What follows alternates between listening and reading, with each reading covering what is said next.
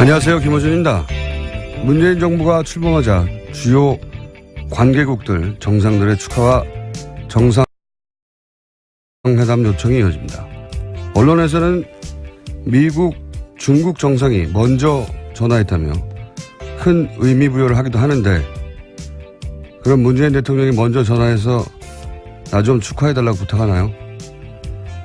양쪽 모두 해결할 현안이 있으면 정상회담 요청도 당연한 거죠. 큰 뉴스가 아닙니다. 개인적으로 인상적인 건 인도 모디 총리의 축하 메시지입니다. 모디 총리는 문재인 대통령과 통화 후 축하 메시지를 인도 공용어가 아니라 한글로 자신의 트위터에 알렸습니다. 인도 총리가 자국민에게 언론 플레이한 게 아니라 한국의 국민들에게 자신을 어필한 거죠. 모디 총리의 트위터 메시지를 보는 순간 문득 깨달았습니다. 의례적인 전화 통화 몇 번 가지고 대단한 외교라도 한 것처럼 보도하고 해외 순방을 하기만 하면 저절로 엄청난 외교가 되는 것처럼 우리 언론이 포장해주던 세월을 10여 년 겪는 사이 국제적 정상 외교의 패러다임은 빠르게 진화해 가고 있었다. 그리고 그들이 그렇게 진화해간 거리만큼 우리 언론의 실력도 퇴보해왔다. 그러니 신임 국정원장이 이제 나에게 질문할 수 있는 기회는 지금밖에 없다고 하는데도 아무도 질문을 안 하는 거죠. 우리 언론도 진화한 시민들의 눈높이와 국제적 레벨에 도달하려면 갈 길이 멉니다. 김어준 생각이었습니다.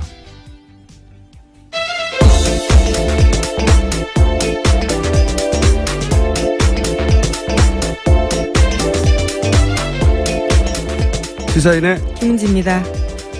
네, 요즘 시사 관련 뉴스는 이제 누가 어디 간다, 누가 어디 간다 이런 걸로 도배되고 있어요. 아니면 뭐 중국 시진핑 주석이 먼저 전화했다고 막. 네, 새 정부 관련된 뉴스가 쏟아지고 있어서요. 저는 먼저 전화했다는 걸 크게 보도하는 게 너무 웃겼어요. 아니 그럼 나 좀 축하해줘 이렇게 합니까?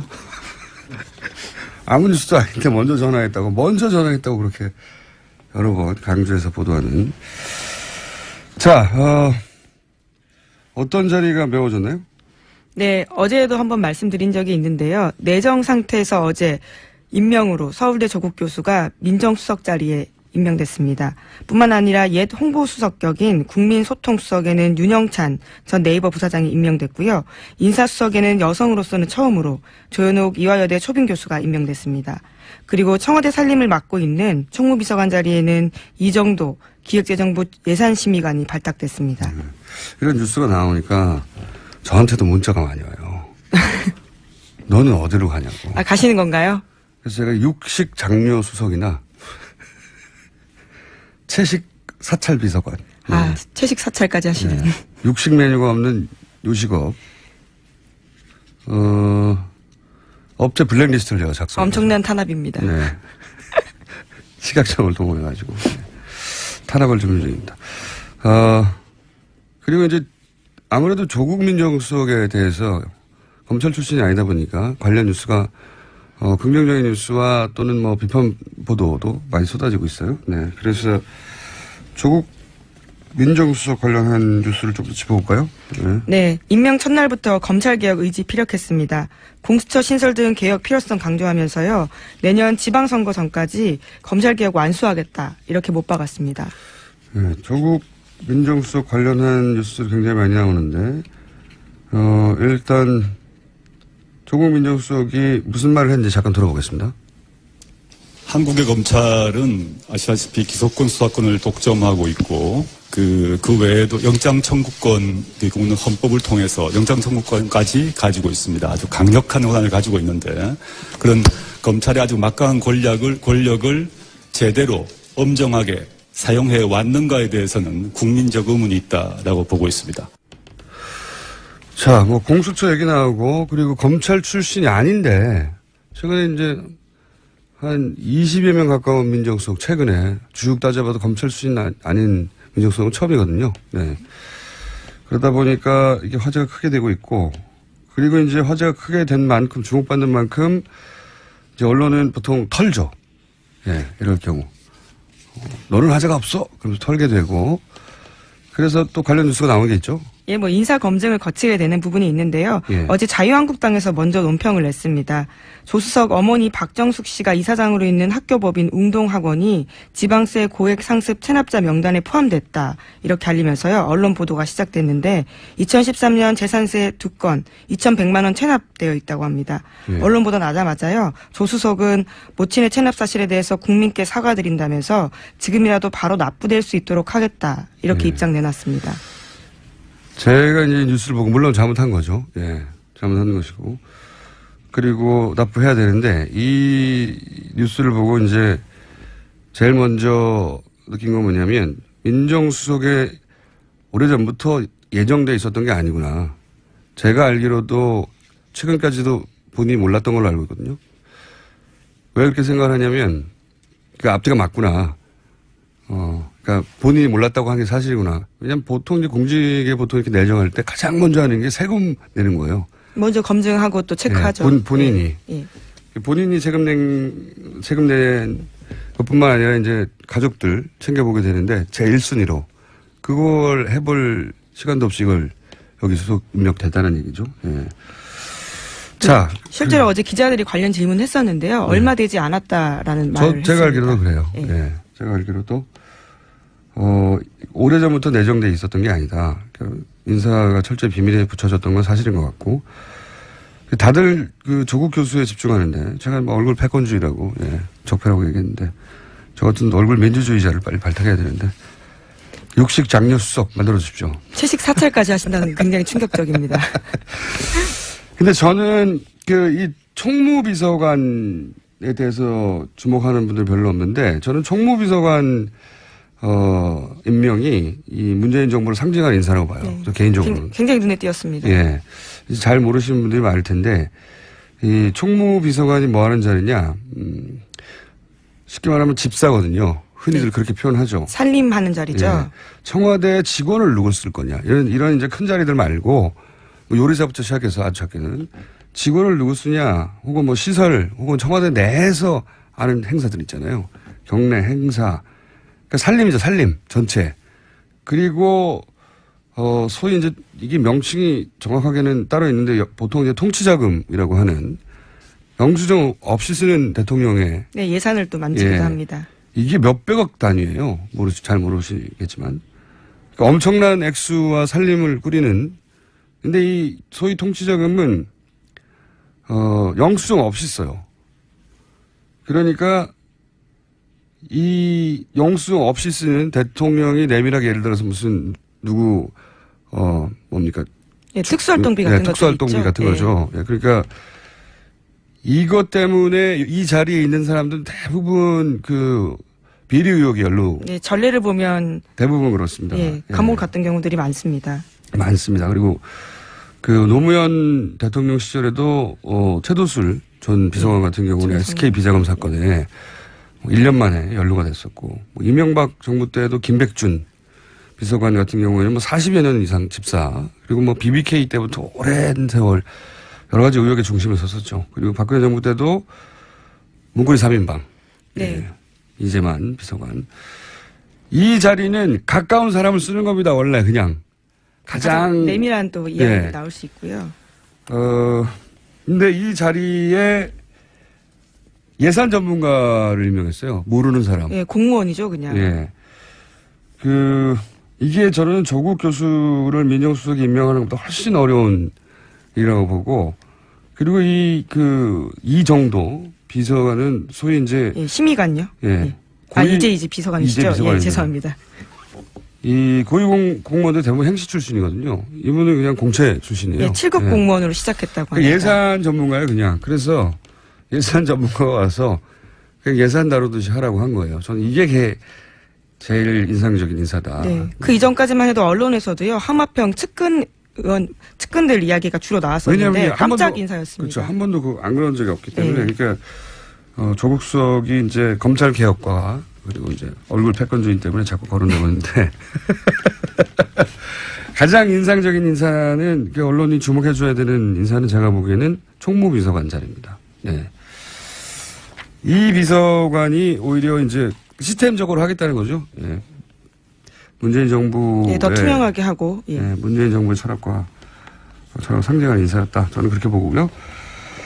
자, 다음 뉴스 어떤 게 있습니까? 네, 문재인 대통령이 어제 새로 임명된 참모진들과 점심을 함께 하면서 최순실 국정농단 사건과 세월호 사건에 대해서 재조사에 대해서 언급했다고 합니다. 세월호 특조위도 제대로 활동하지 못하고 끝났기 때문에 그런 부분들이 다시 좀 조사됐으면 하는 것 같다. 이런 이야기도 했다고 하고요. 또 지난번 국정농단 사건에 대한 특검 수사가 기간이 연장되지 못한 채 검찰 수사로 넘어간 부분을 국민이 걱정하고 있어서 그런 부분을 검찰에서 좀 제대로 수사할 수 있도록 해줬으면 좋겠다라고 조수석에게 이야기했다고 합니다. 그 앞에 이제 수사권, 기소권, 검경, 분리, 네, 이런 이야기는 앞으로 계속될 것이고 아마 내년 지방선거 전까지는 하겠다고 하니까 1년 내내 이야기가 나올 것 같습니다. 그리고 어제 이제 중요하게 언급된 거는 세월호, 그 다음에 최순실 특검 연장이 안 됐잖아요. 이 두 가지 다시 하겠다는 얘기죠. 예. 이렇게 되면 문고리 3인방에 대한 수사나 우병우 수사 거슬러 올라가서 쭉 라인이 정윤회 문건 관련된 수사 대충 덮고 말았단 말이죠. 그 수사 라인 선상에 있던 검찰은 떨고 있겠다. 예. 제대로 수사 안 한 거거든요. 예.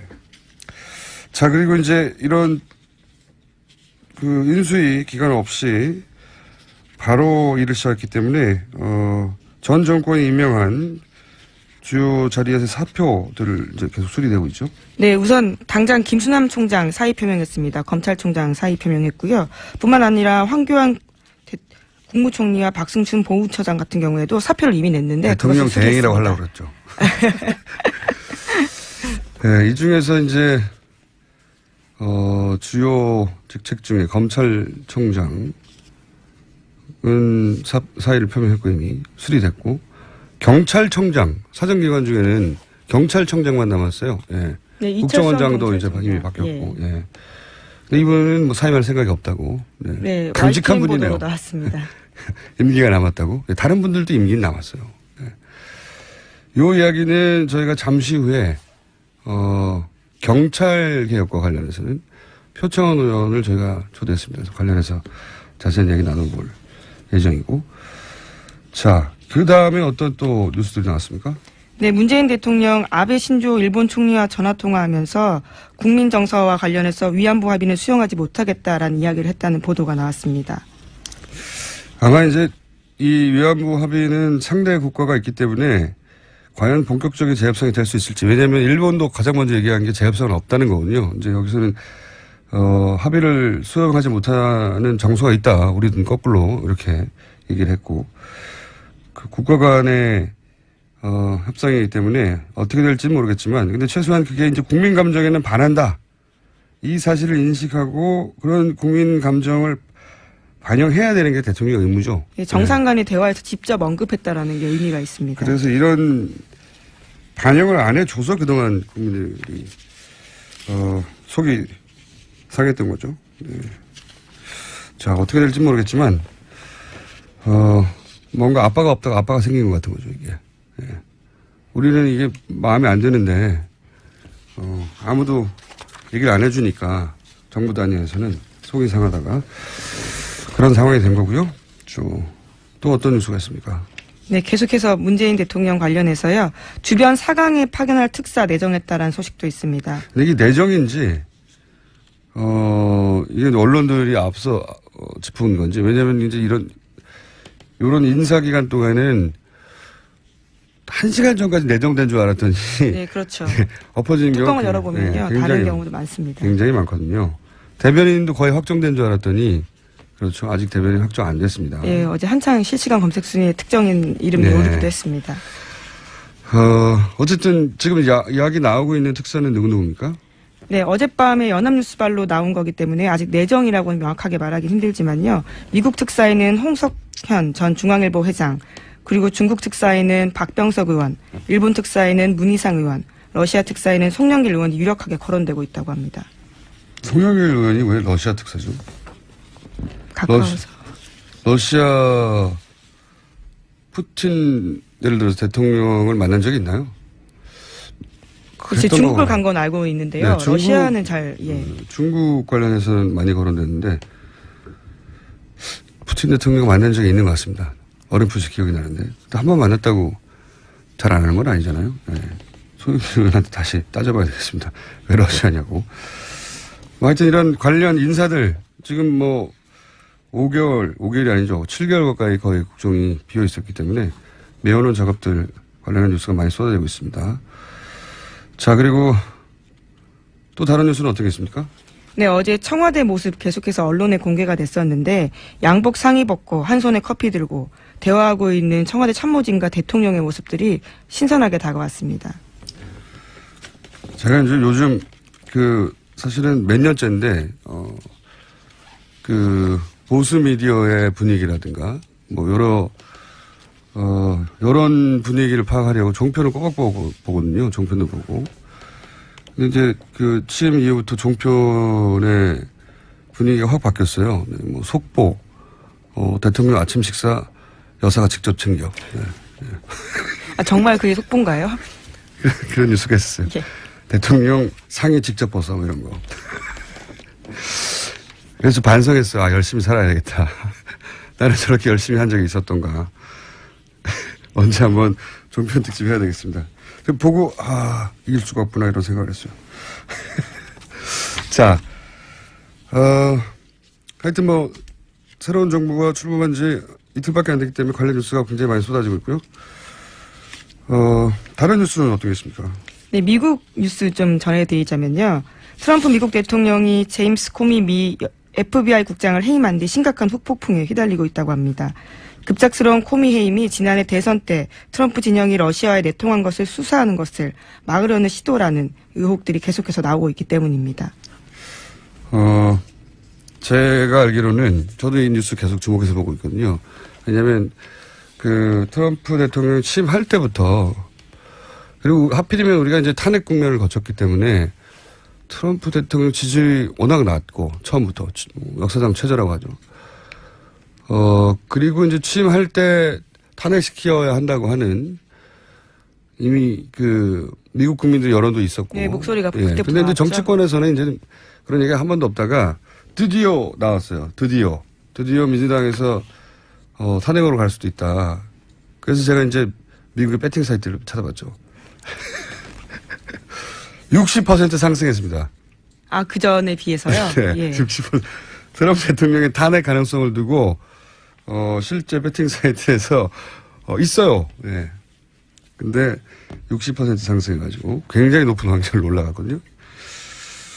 이게 이제 우리한테는 흥미거리지만 미국에는 정치권을 완전 뒤흔들릴 수여서 저희가 사부에서 오늘 한번 짚어볼까 하는데 탄핵에 관해서는 또 저희가 전문 방송이거든요. 네. TBS T자가 탄핵이라고 하는. 그런 놀라운 비밀이 숨어 있었군요. 그런 설도 있습니다. 탄핵 브로드캐스팅이라고. 그래서 이 뉴스 이제 실제 조만간 정상회담도 있을 예정이고 미국 상황도 이렇게 복잡하게 터져나와서 저희가 4부에서 짚어볼까 합니다. 자, 뉴스 하나 정도 더 짚을 시간이 있을 것 같습니다. 네, 뿐만 아니라 미국에서는 50대 기자가 장관에게 정책에 대해 물었다가 체포되는 일도 벌어졌고요. 또 시민단체 회원들이 장관 청문회 때 비웃었다라는 이유로 기소가 된 일도 벌어졌습니다. 우리나라 얘기가 아니고 미국 얘기예요. 뭐랄까요. 뭔가 우월감이 느껴지지 않습니까, 이제? 예, 미국의 외신 기자예요, 잡혀갔던 사람이. 네, 업무방해 혐의다. 네, 외신 기자가 이제 의원한테 자꾸 묻는데 답변을 안 했어요. 저 자세히 봤거든요, 그 기사를. 답변을 안 하니까, 계속 안 하니까 노 코멘트냐, 이렇게 물으면서 따라가는데, 유럽 기자입니다. 그때는 이제 미국의 정치인이, 귀찮았던 거죠. 그래서 옆에 있던 경호원이 끌고 나갑니다. 그렇죠. 예. 체포한 겁니다. 그거는 미국 사회에서 굉장히 드문 얘기도 기자를 특히 외신 기자를 질문하고 있는데 끌고 나가는 거는 끌려가서 경찰에 체포되고 5천만 원인가? 5,000불. 5,000불. 네, 5,000불 보석금 내고 나갔어요. 굉장히 후진 국가에서 일어나는 일이거든요. 이 질문도 트럼프 케어에 대해서 어떻게 생각하냐라는 거거든요. 별 질문도 아니에요. 네. 귀찮아서 체포한 거예요. 충격적입니다. 저는 기분이 좋습니다. 네. 아, 뭔가 역사적인 역전이 일어나고 있구나. 좀 배우러 와라. 예. 자, 오늘 여기까지 하겠습니다. 네. 시사인의 김은지였습니다. 감사합니다. 검찰 출신이 아닌 법학자 민정수석이 내정되고 검찰 개혁 의지부터 밝히면서 크게 화제가 되고 있습니다. 한묶음에 같은 바구니에 들어있는 개혁 의제죠. 경찰 개혁. 경찰 출신 더불어민주당 표창원 의원 나오고 계십니다. 안녕하십니까. 안녕하세요. 네. 먼저 집권당에 대해서 축하드립니다. 아, 예, 너무 감사합니다. 아직 실감이 안 나고 있습니다. 축하 많이 받고 계시죠. 네네. 네. 그 대선 기간 내내 뭐 하신 일은 뭐 춤춘 것밖에 없는 것 같아요. 여기서 말도 좀 했습니다. 여기서 춤추고 계시던데 제가 롯데 구단 네. 치어리더 네. 박기량 씨에게 물어본 적이 있어요. 네. 민주당 의원들 중에 춤 소질이 보이는 사람이 있더냐. 네. 네. 그랬더니 1초의 망설임도 없이 없다. 그나마 나은 사람이 누구냐 했더니 표창원 의원을 얘기했어요. 아유, 네. 정말요? 예. 아, 감사합니다. 의지가 보였다. 네. 자, 이야기는 여기까지 하고요. 지금 이제 인수위가 없다 보니까 네. 업무가 바로 시작됐어요. 네네, 그렇습니다. 네, 바로 시작돼서 이제 첫날부터 뭐 검찰개혁 나오고, 네. 네, 검경 수사권 분리. 이거 굉장히 오래된 주제죠. 그렇습니다. 네, 엄청나게 오래된 주제인데, 검경 수사권 분리는 기본적으로 경찰이 오랫동안 요구해왔고, 검찰은 거부해왔던 사안이고, 자, 이 설명을 좀 해주십시오. 이 이슈가 굉장히 오래된 이슈인데, 생소하신 분들도 있을 테니까, 왜 이걸 경찰이 주장해왔고, 뭐가 문제였냐? 대한민국 헌법 제정, 재헌국회부터 시작된 문제고요. 네. 그리고 정부 수립과 함께 시작된 문제인데요. 네. 이게 왜 그러냐면 기본적으로 범죄 수사와 기소라는 것, 이것은 아주 막강한 권한 아니겠습니까? 그렇죠. 그런데 대개 우리나라가 미군정 하에 있게 되면서 네. 경찰에서는 미군식의 경찰, 미국식의 경찰이 들어올 것이다. 그러면 수사는 경찰이 하고 네. 검찰은 기소만 하는 이러한 형태가 될 것이다라는 기대를 했고요. 네. 그리고 패전국 일본에도 그러한 제도가 강제로 이식이 되었었거든요. 네. 그런데 그러니까 제가 알기로는 네. 원래 수사 기소권을 동시에 가지고 있던 건 일제 강점기 시절에 일본 경찰, 그렇죠. 네, 일본 네. 검찰의 모델이었어요. 그렇죠. 일본은 이제 이미 바뀐 지 오래됐는데, 예. 예. 그래서 그런데 이제 우리가 바로 그 해방 전까지 독립군 때려잡던 예. 그 일본 순사들은 검찰 지휘 하에서 수사를 하던 시스템이었고요. 예. 거기에 부역하던 사람들이 일제 시대 때 검사를 하던 한국 조선인 네네. 검사들이었습니다. 이들이 다시 그 재헌국회에서 권력을 가지고 있었고 그 당시에 이제 나온 이야기들이 그 법무장관, 검찰총장 모두가 이론적으로는 경찰이 수사권, 검찰이 기소권이 맞다. 하지만 아직은 시기상조다. 예. 아직 한국 경찰은 그런 준비가 안 되어 있고 일제 순사의 잔재가 벗어지지 않았다. 그러므로 나중에 준비가 되면 수사와 기소를 분리하겠다. 이렇게 시작된 겁니다. 그게 거의 70년이 된 거죠. 그렇죠. 예. 그런데 계속 물론 경찰에 문제가 많아요. 왜냐하면 처음에 이승만 정권 당시에 그 양자였죠. 예. 이 사람이 경무국을 장악을 하면서 검찰 위에서 군림을 했어요. 예. 검찰은 상당히 절치부심을 하다가 박정희 군사 쿠데타 이후에 다시 유신 헌법을 만드는 과정에 검사들이 많이 개입을 합니다. 김기춘 씨가 가장 대표적이죠. 예. 그때 헌법에다가 못을 박아버리죠. 예. 영장 청구는 검사만 할 수 있다.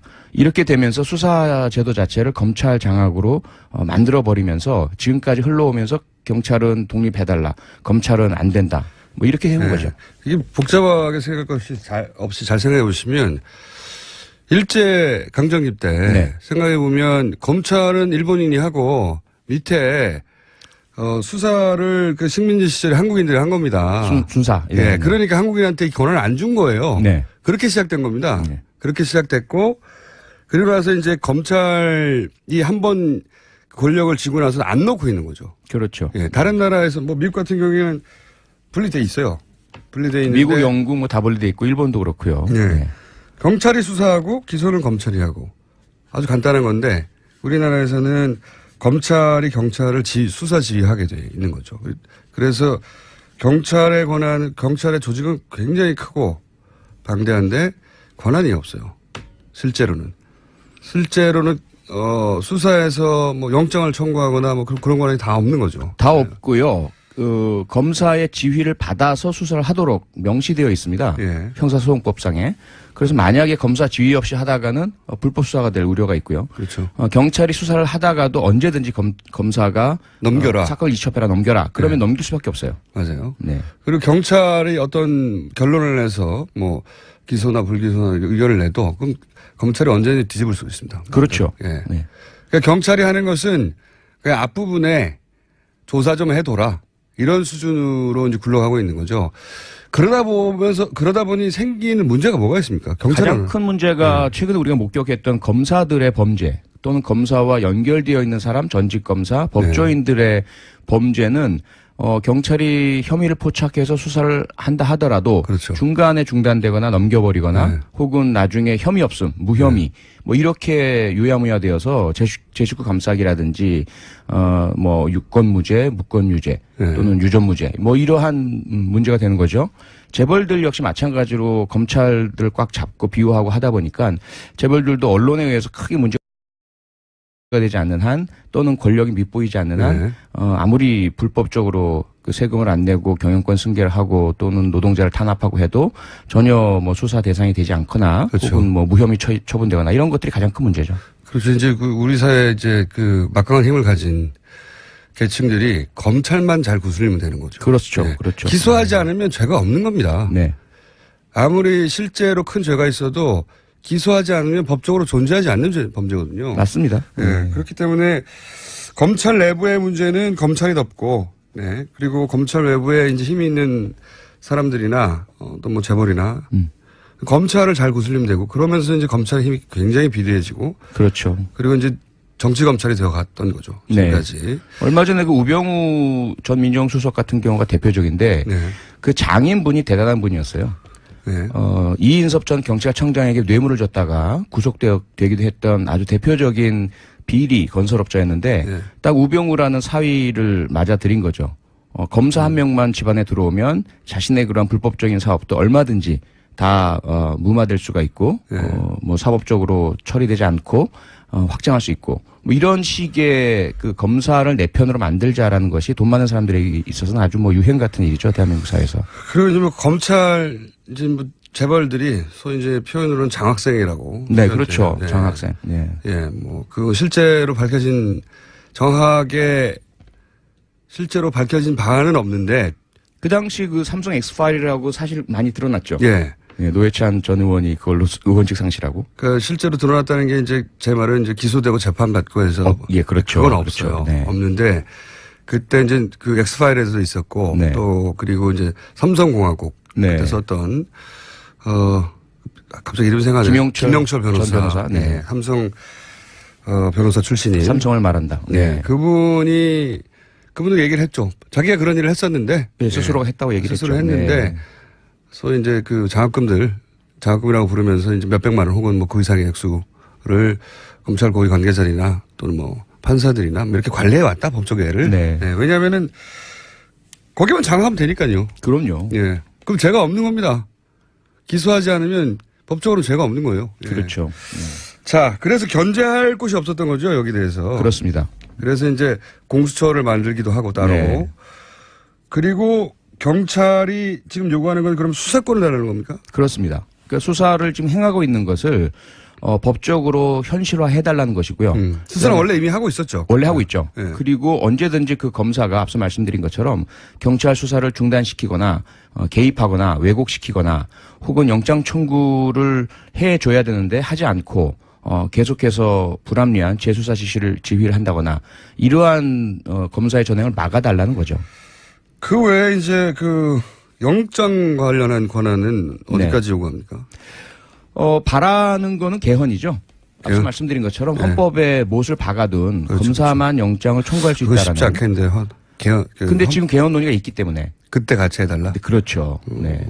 그렇군요. 아, 그래서 또 지방선거라는 얘기가 나왔군요. 그렇습니다. 지방선거까지는 이제 개헌을 해야 하는 게 아니냐, 아니 정치권 로드맵이 맞습니다. 있으니까. 맞습니다. 네. 그때 검찰 개혁도 그때까지 완수하고 네. 그리고 요 문제도 헌법 개정을 통해서 그 규정을 빼자. 네. 헌법까지 건드리는 일이라 쉽지 않은 얘기를 하겠습니다. 보니까. 그렇습니다. 네. 네. 그럼 영장 청구는 지금까지는 영장 청구도 이제 검찰만 할 수 있었는데 그 인신 구속은 아니어도 예를 들어서 뭐 물건에 대해서 혹은 압수수색. 뭐 압수수색하거나 네. 아니면 계좌 통신기록, 추적. 예. 네. 통신계좌. 네. 통신계좌 네. 이런 권한도 없어요 경찰에. 네. 그거는 검찰이 하라고 해야 하는 거죠. 그렇죠. 네. 긴급한 경우에는 이제 사후에 받기도 하지만요. 네. 그러니까요. 조직은 엄청나게 크고, 예. 전국 방방곡곡 다 있죠. 그리고 굉장히 고도화됐는데 장비도 권한이 없었어요. 권한이. 네. 권한이 없어서 끊임없이 이걸 요구했는데 이번에는 될 듯도 싶습니다. 워낙 의지가 강해서. 네. 가장 아마 좋은 분위기가 형성되고 있다라고 경찰은 보고 있고요. 많이 고무되어 있습니다. 자, 이제 그럼 거꾸로. 그럴 경우에 우려. 네. 예, 그럴 경우에 우려 이제 검찰도 끊임없이 이걸 지적해 왔는데 조직이 방대한 만큼 관리도 잘 안 되고. 네. 그리고 또 경찰 비리도 검찰 비리만 있느냐 경찰 비리도 많다. 네. 그러면 똑같은 논리로 그렇게 방대한 조직을 가지고 그 구석구석에서 벌어지는 그 비리들은 또 어떻게 막을 거냐. 이런 권한을 주면 검찰이 하던 걸 경찰이 하게 될 뿐 아니냐. 네. 이런 논리도 있지 않습니까? 맞습니다. 그게 앞서 말씀드린 것처럼 재헌의회에서 논의되던 건데요. 예. 수사권을 지금 상태에서 경찰로 넘겨주면 경찰 파쇼가 된다. 예. 그런데 그것은 검찰 파쇼보다 더 무섭다. 이런 논리였는데요. 조직도 크고. 예. 그러다 보니까 경찰 개혁이라는 것이 반드시 선결 내지는 병행 조건이 돼야 되는 것이고요. 예. 그래서 늘 같이 논의되던 것이 지방자치경찰제입니다. 어허. 경찰을 이렇게 방대한 하나의 국가 중앙 집권적 조직으로 둘 것이 아니고 각 지방으로 분권화 시켜 놓으면 경찰의 힘이 약화될 것이고 나뉘어질 것이고 감시도 수월하고 만약에 수사권을 악용을 해서 비리 범죄를 저지른다면 이에 대한 통제나 적발도 가능해진다라는 것이고요.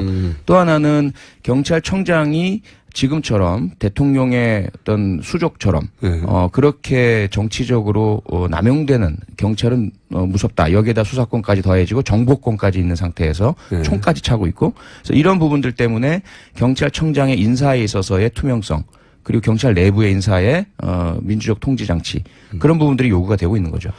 자체적으로 그러니까 검찰을 그렇게 강도 높게 물론 검찰 힘이 너무너무 셉니다. 네. 비교할 수 없이 막강하고 그래서 이제 검찰 개혁 먼저 얘기 나왔는데 권한을 나눠 가진 만큼 경찰의 대대적인 내부적인 어떤 개혁이나 개편이나 이것도 있어야 되겠네요. 그렇지 않으면 명분이 안 쓰잖아요. 네. 당연합니다. 네. 그걸 누가 합니까 근데?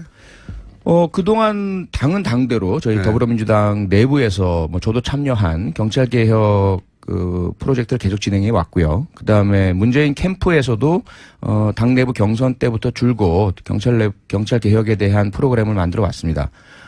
그리고 지금 이제 시작되는 뭐 청와대 그리고 이제 정부 조각이 되면 정부에서도 지금 검찰 개혁과 함께 경찰 개혁을 강하게 추진할 것으로 지금 알고 있고요. 네. 문제는 그 경찰개혁이란 거 역시 입법이 같이 되어야 되는 것이거든요. 예를 들어 경찰위원회의 위상을 강화시킨다라든지 혹은 뭐 감찰 조직을 외부로 뺀다든지 지방자치경찰제를 만든다든지 또는 경찰의 수사 기능을 다른 일반 행정 기능과 분리시킨다든지 뭐 이러한 부분들은 반드시 입법이 전제가 돼야 되기 때문에 국회에서 동의를 또 해줘야 되는 부분이 있죠. 네. 갈 길이 머네요. 네. 그리고 이게 복잡한 문제라 일반 시민들의 입장에서는 사실 지금 정치적 관심도가 최고조에 달한 네. 시민들이 워낙 많아서 맞습니다. 이런 이슈에 대해서 막 들여다봐요. 네. 네, 들여다보고 웬만하면 공부해서 지지 여부를 결정합니다. 요즘은. 예. 지난 대선에 그 유치원 논란도 네. 모르는 분들 많았거든요. 정말로. 그렇죠. 저도 처음 듣는 단어도 많이 등장하고 네. 하루 이틀 사이에 공부해가지고 바로 따라잡아서. 그러니까 기자들이 몰라서 단서를 병설로 네. 잘못 기사화한 것이 사실 단설 병설은 촉발했죠. 그 업계에서 나는 얘기지. 그러니까 네. 근데 이제 하루 이틀 내에 따라잡아서 시민들이 습득한 다음에 네. 자기 판단을 결정하고 지지 여부와 뭐 철회를 결정하잖아요. 그렇죠. 네. 이 문제도 이제 본격적으로 시작되면 금방 공부해가지고 맞습니다. 따라붙을 거거든요. 네. 그래서 경찰도 제대로 못하면 지금은 이제 검찰에 대한 불신이 워낙 크니까 네. 검찰부터 일단 때리는데 경찰에 대한 불신도 적진 않아요. 맞습니다. 네. 네.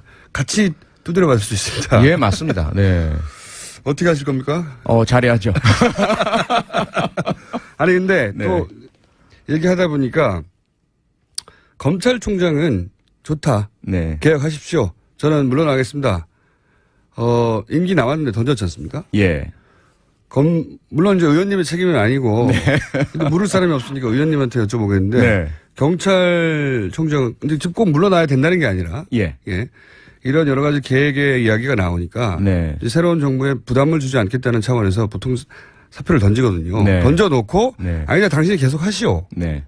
당신이 적임자니까 전 정권이 임명됐더라도 상관없이 계속 하시오. 뭐 이런 결정권을 던지겠다는 의미죠, 보통은. 예. 그럼 수리하기도 하고 아니면 계속 가기도 하는데 이분은 본인이 계속 하겠다고. 네.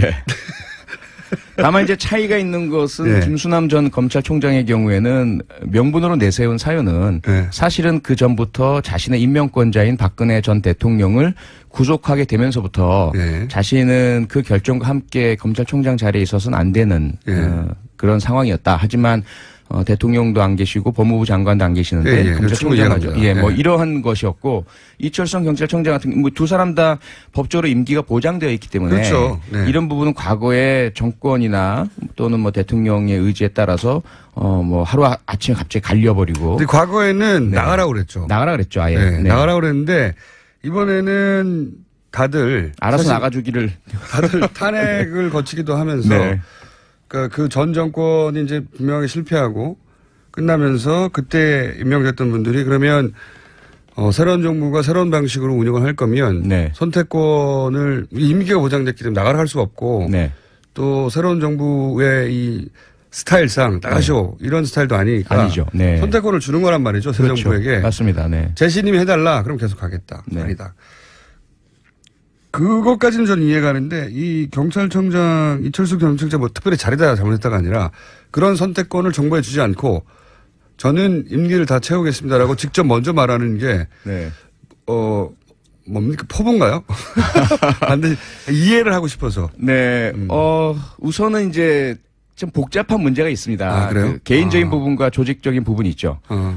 경찰 조직적인 부분을 보자면 너무 단명의 경찰청장들에 의해서 좀 비극적인 그 정치적 휘둘림을 당해왔던 경찰. 그러다 보니 경찰청장들이 가급적이면 임기를 맞춰주기를. 2년이죠, 2년. 네. 강신명 전 경찰청장이 그 우여곡절 끝에 임기를 마친 것만으로도 그거 하나가 업적이다. 이렇게 나올 정도였거든요. 검찰 내부적으로는 하도 팔이 목숨이니까 이럴 때 오히려 버텨달라는 요구가 있군요. 그렇죠. 근데 문제는 개인적으로 이철성 경찰청장은 임명 당시부터 여러 가지 논란이 있었죠. 논란이 많았고 과연 우병우와 관련이 없겠느냐. 그런 그렇죠. 음주 왜냐하면 사고 다이어리에 등요. 등장했었기 때문에. 이런 부분들 그러다 이제 다이어리 때문에 최순실까지 이어진 것이고요.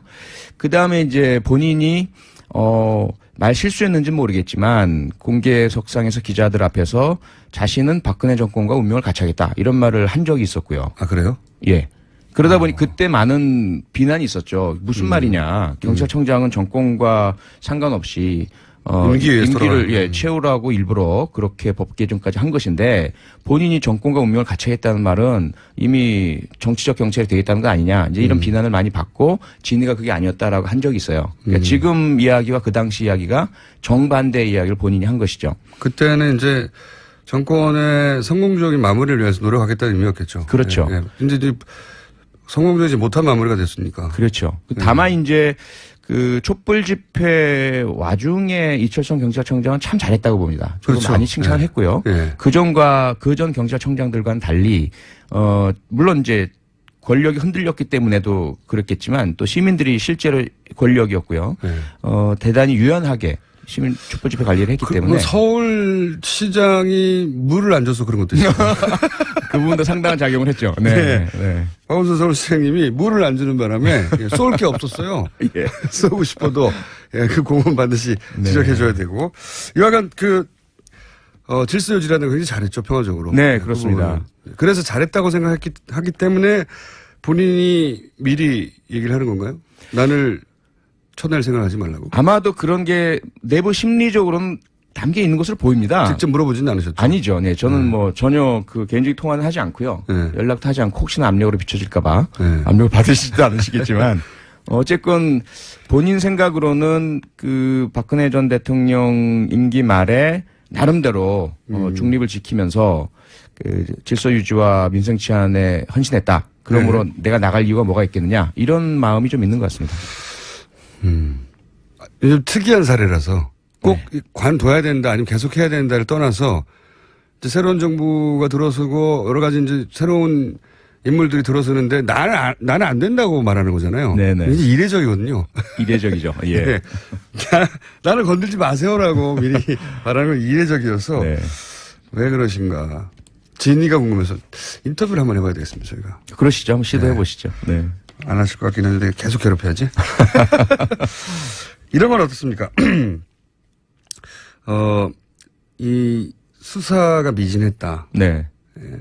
경찰이 할 수 있는 수사의 부분이 있잖아요. 네. 있습니다. 네. 있는데 여러 가지 사건들 중에 경찰 차원에서도 재수사해야 된다. 이런 사건도 있지 않습니까? 있죠. 많이 있고요. 네.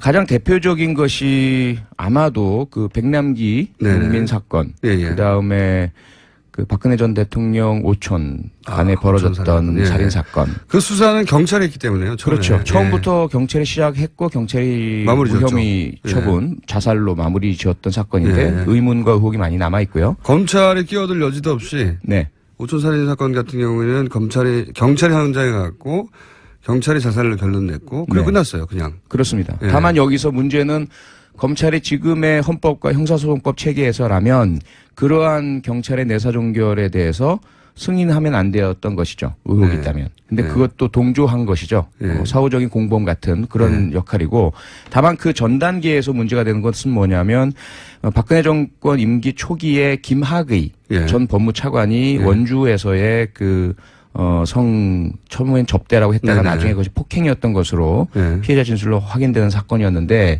이걸 정권의 뜻에 반해서 열심히 수사를 했었어요. 네. 하다가 이제 미운털이 박혀서 네. 그 수사를 담당했던 경무관부터 시작해서 수사 간부들이 전부 좌천되고 완전히 전형적인 패턴이네요. 예, 그렇죠. 그러면서 경찰은 수사 의지를 꺾어버렸어요, 스스로. 아, 이건 안 되는 거구나. 네. 정권에 반하는 건 절대 하면 안 되는 거구나. 네네. 네. 그러면서 이제 그러한 대표적인 의혹 사건에서 전혀 움직이지 않고 정권 눈치만 보는 그런 모습을 보여왔던 거죠.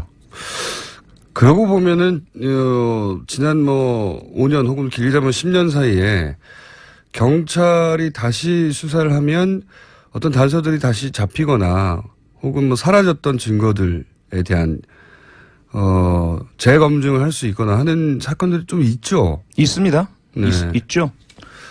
가장 대표적인 것 중에 하나는 지난 대선에서의 네. 국정원 그 여론조작 개입 사건. 네. 그 부분도 완전히 수사가 잘 되었고 처음에는 모든 경찰에서 들어갔다. 수사했죠. 사이버서에서. 그럼요. 예, 내부에서. 예. 그러다가 이제 검찰이 이어받아서 검찰도 초반에는 잘했죠. 초반에는 잘했죠. 예, 윤석열 검사가 네. 잘했죠. 네. 예. 그러다가 이제 황교안 당시 법무장관이 네.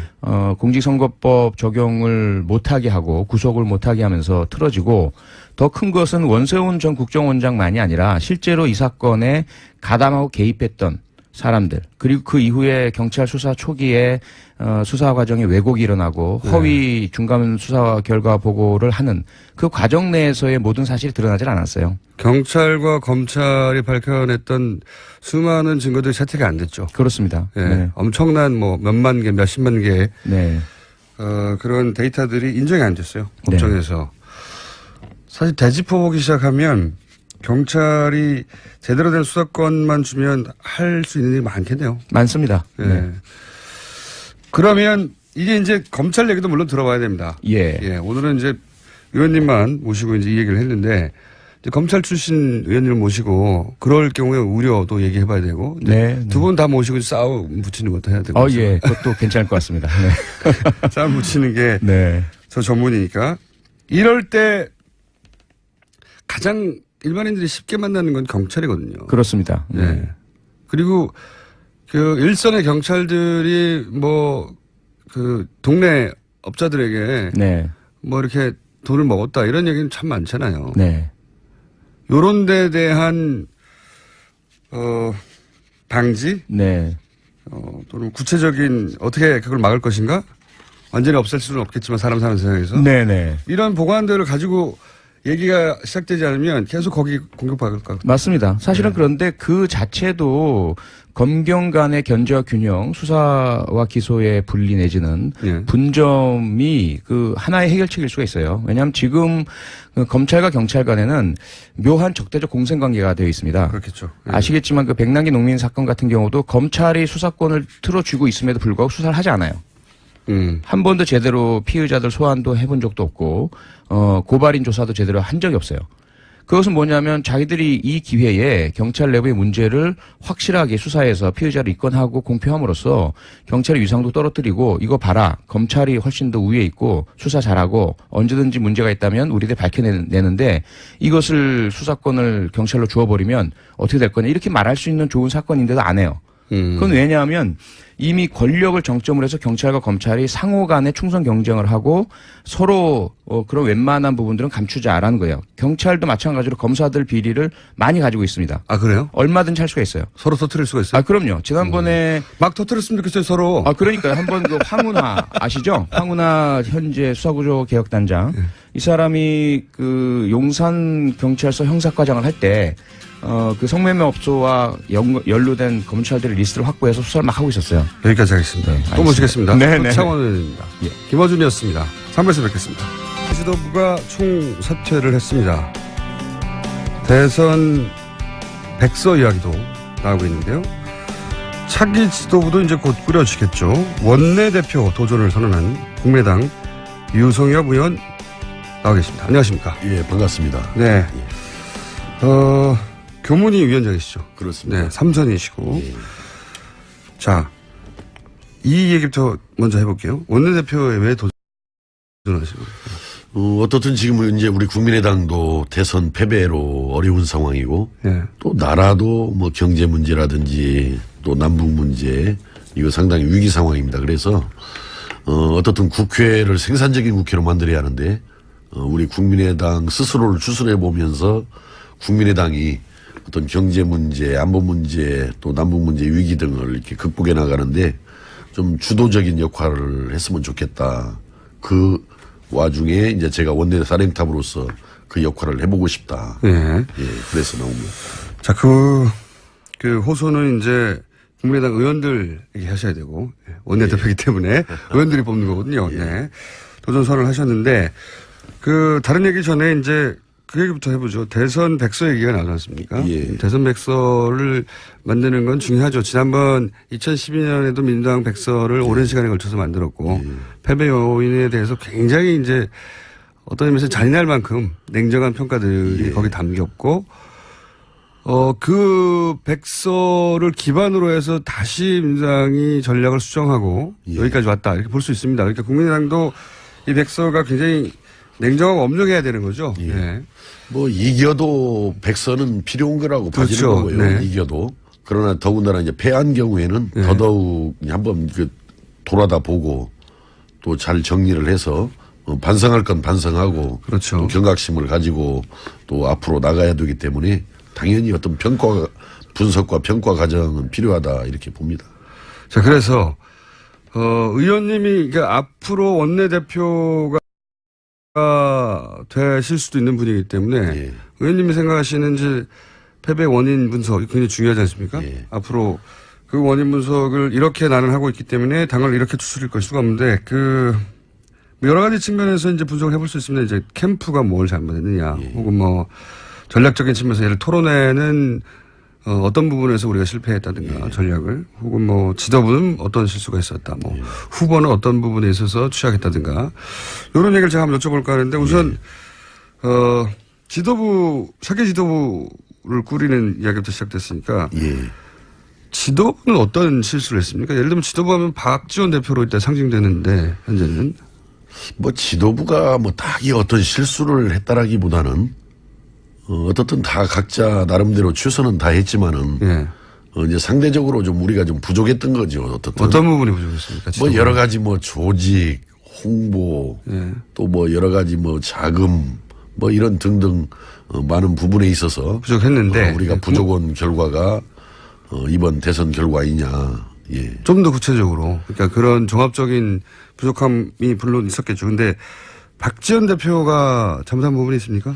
저는 뭐 박지원 대표 개인의 어떤 잘못 문제에 집중할 일은 아니라고 봐지고요. 네. 사실은 지금 현재 우리나라 정치 지형이 보수와 진보로 나뉘어져서 이렇게 경쟁을 하고 양쪽으로 이렇게 흡수하는 그런 흡입력이 강하게 작용을 하는데 지금 우리 국민의당은 제3의 길을 가겠다라고 나온 당이고 제3의 길을 가서 새로운 세상을 한번 열어보겠다 이런 뜻인데 그만큼 그 보수와 진보 양쪽으로 흡수되는 상황에서 제3의 길의 어떤 에너지 동력이 좀 컸어야 하는데 그게 뚫어내는데 좀 부족한 점이 있었다 그런 뜻입니다. 여러 가지 정책이라든지 전략이라든지 홍보에 있어서. 그러면 제3의 길이라고 한다면 뭐 제3지도 떠오르는데 혹시 지난 대선 때 예를 들면 바른정당하고 일정도 연대하고 했었어야 한다고 보십니까?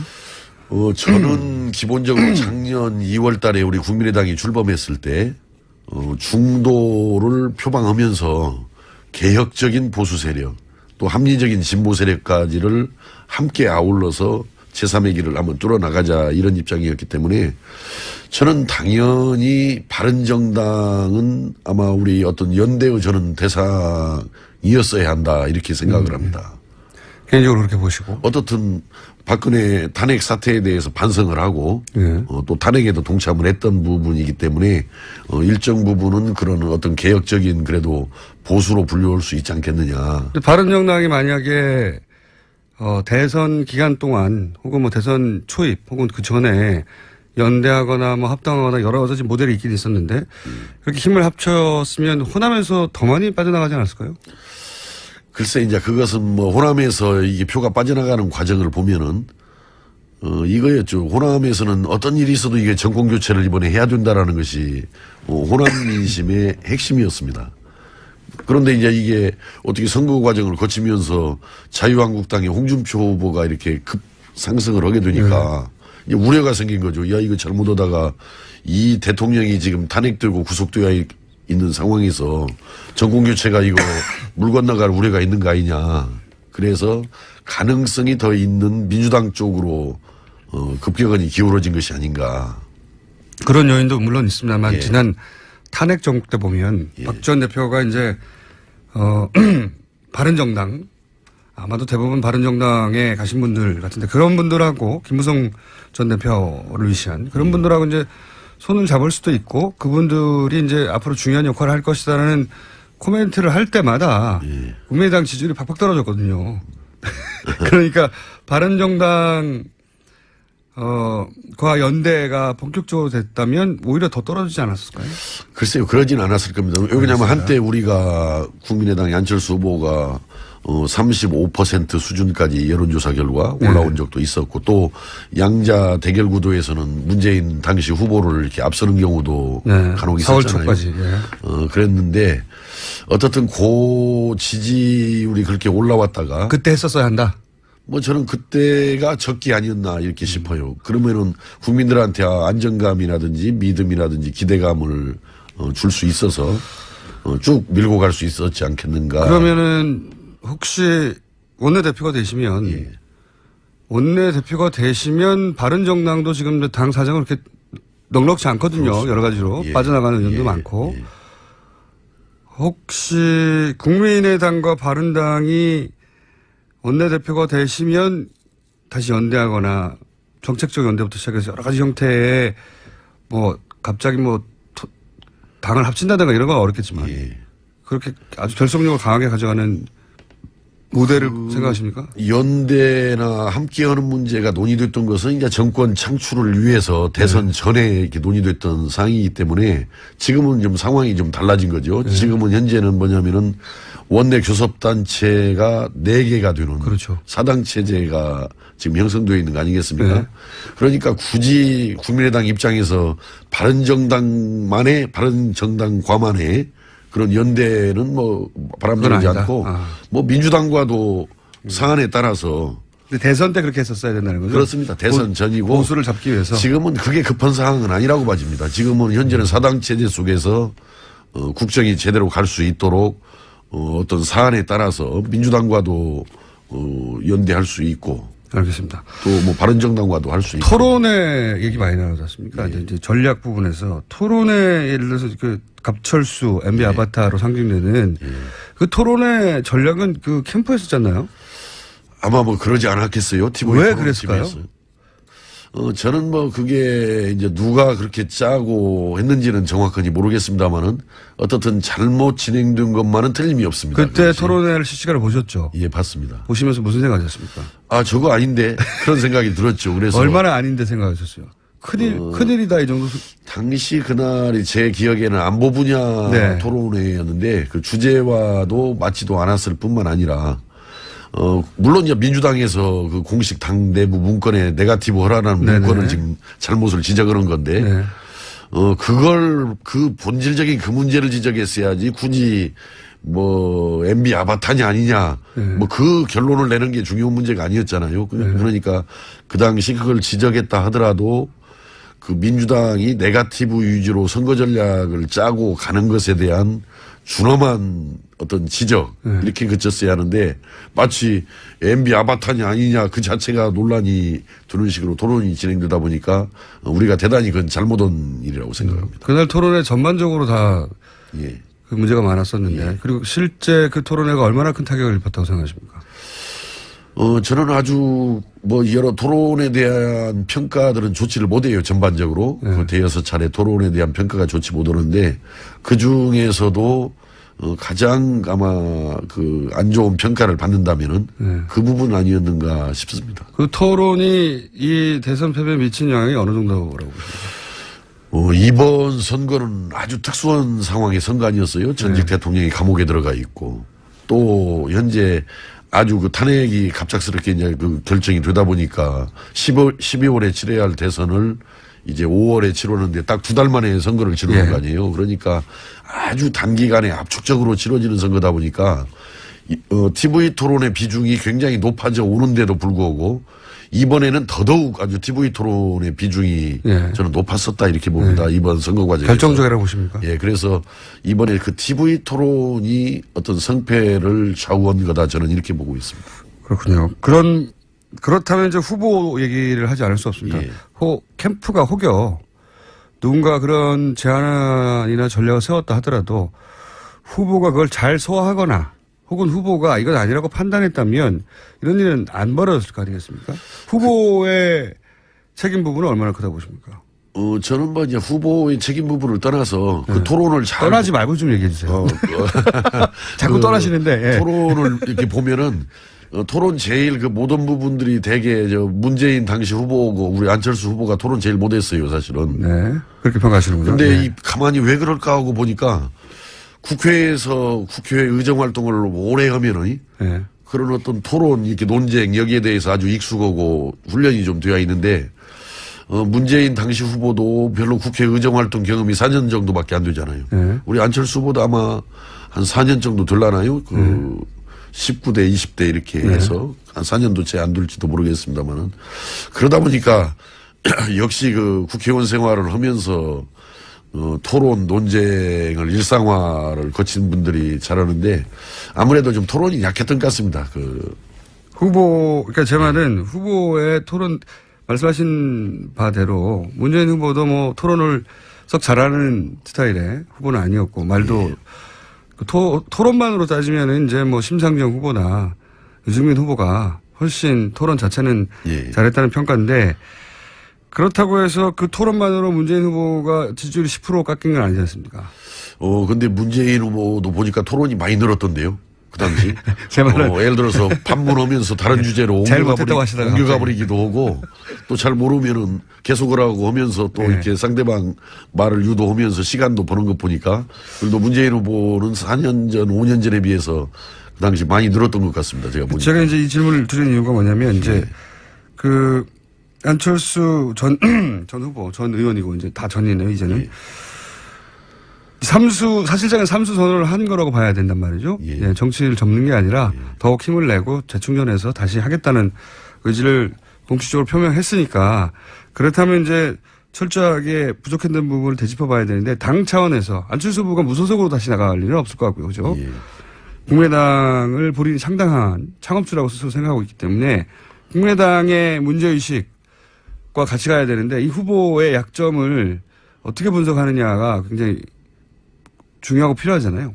예. 원내대표가 되실 분이니까 더더욱이 의견이 궁금한 거죠. 그래서 토론의 스킬만의 문제인가 그 외에는 부족한 게 없었나요? 뭐 사람이라는 것은 뭐 누구나 다 부족하죠. 누구나 부족한 거지 완벽한 사람이 어디가 있겠습니까? 물론 그런데 예. 대선 후보로서 어떻든 뭐 저는 뭐 당선자 이번에 당선된 문재인 대통령까지 포함해서 사람은 다 부족한 존재인 겁니다. 그러니까 부단하게 그것을 채워가면서 또 노력해 가면서 나가는 것인데 뭐 저는 뭐 우리 안철수 후보 아주 중요한 또 우리 국민의당의 자산이라고 생각합니다. 네, 당연하죠. 그래서 네.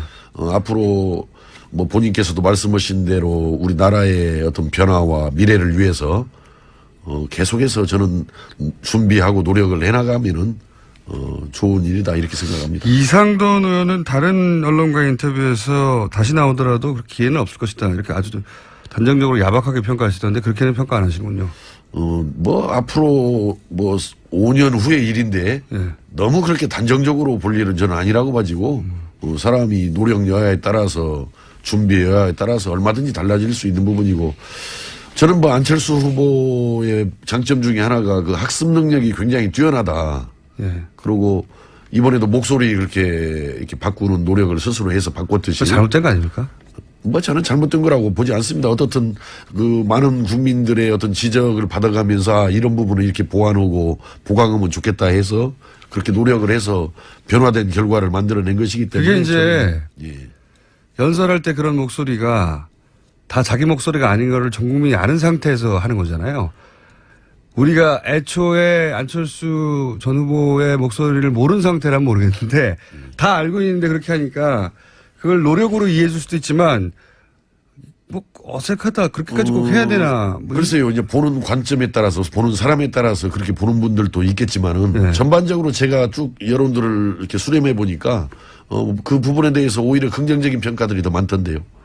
그 목소리 네. 이렇게 새로 바꾸는 노력해서 바꿔진 목소리에 대해서 오히려 뭐 또 아까 그렇게 뭐 부정적으로 보실 수도 있고 네. 그러나 긍정적으로 보는 분들도 오히려 더 많던데요. 지금. 목소리 얘기는 뭐 단편적인 예인데 제 말은 이제 안철수 전 후보가 지나치게 본인의 약점을 보강해야 된다는 생각 때문에 본인이 원래 가지고 있던 장점마저도 그런 연출로 보이게 만드는 역효과 부분이 있지 않았었나라고 이제 말씀드린 거 목소리 얘기 나와서 말씀드린 건데 예, 뭐 그런 부분은 없지 않았을 것입니다만은 네. 부단히 바꿔나가고 이렇게 더 새로운 모습을 국민들께 보여주기 위해서 노력하는 것은 정치인으로서 특히 이 나라의 최고 지도자가 되고자 하는 사람으로서 당연한 노력 방향 아닌가 노력하는 모습 아닌가. 목소리 이야기가 나와서 그런데 의원님 목소리는 박명수 씨 목소리 중후한 박명수 씨 목소리하고 저도 지금 유세를 하도 열심히 하고 다녀가지고 지금 목이 조금 정상적인 목소리가 아닙니다 지금. 그러면은 후보도 큰 잘못이 없네요. 토론에 한번 잘못한 거 빼고는.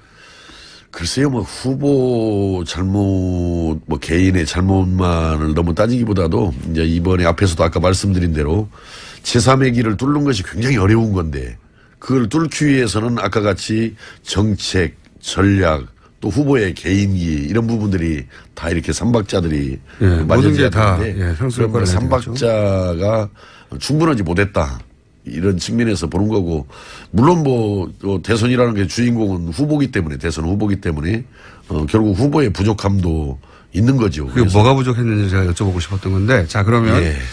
아무래도 원내대표로 나가시고 원내대표는 이제 의원들의 표를 받아야 되기 때문에 말씀이 조심스러운 것 같습니다. 그죠? 예. 맞죠? 아니요, 뭐 그걸 제가 원내대표 나가서 표를 의식해서 예. 뭐 그런 것은 아니고요. 그런 그러신 것은 것 같은데요.